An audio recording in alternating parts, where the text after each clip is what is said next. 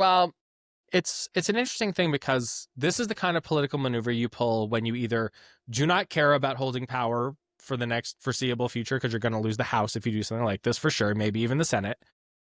It's the kind of maneuver you make if you think that you're somehow going to win the next election, which would be insane because already their approval ratings are falling through the floor and nobody likes this bill in particular.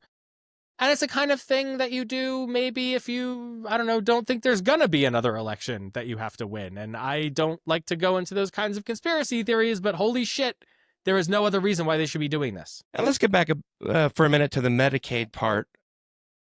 Jared Polis, the governor, was talking to the Colorado Sun at a post-legislative session recap event recently.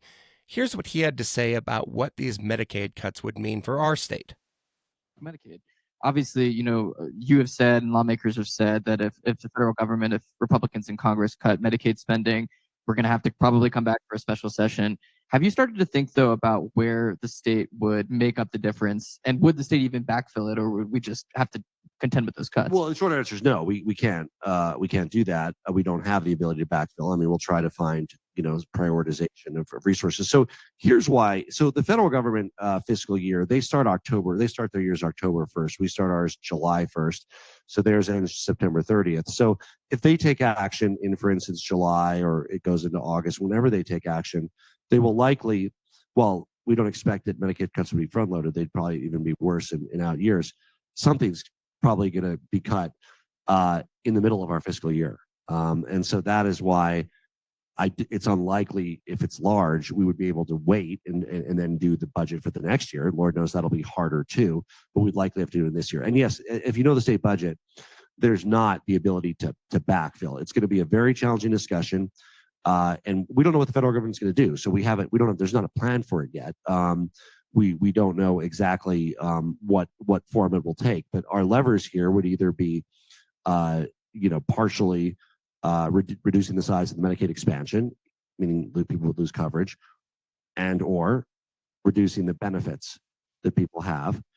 And I would add that this adds cost to everybody who buys commercial insurance. If people lose Medicaid, there's cost shifting on. They'll get the care, they get cost shifting onto those who pay private insurance. So it would likely lead to increased insurance rates as well. That's what we just talked about. Everybody gets screwed.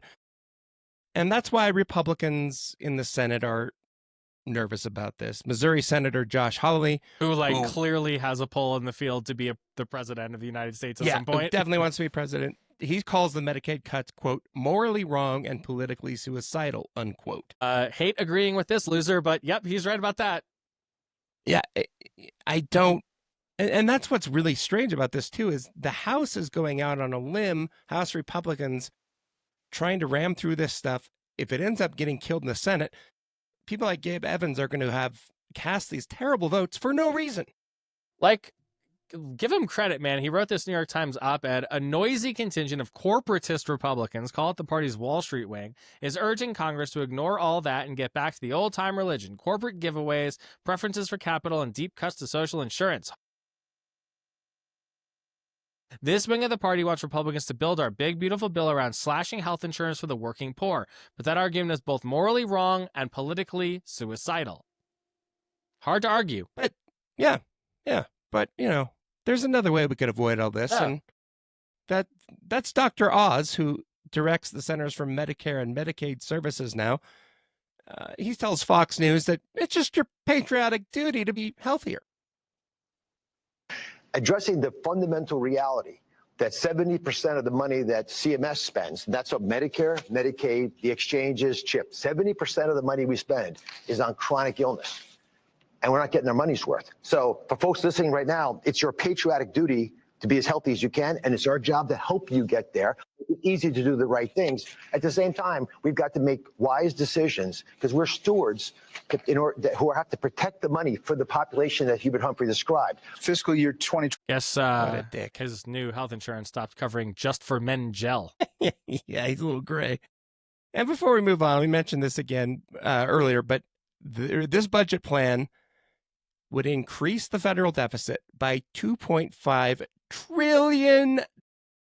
Remember when deficit spending was bad? Remember when $1 trillion deficits were bad? $2.5 trillion added to the US deficit so that we can kick people off healthcare, cut taxes for billionaires like Elon Musk, and make your healthcare and everything else in your life more expensive. Seems pretty fucking bad. Unreal. It makes no political sense. It's just being mean. Just to be.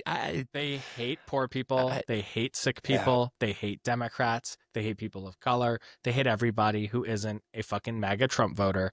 And apparently a lot of them too, because there's plenty of MAGA Trump voters who are on Medicaid who will absolutely get gored by this bill.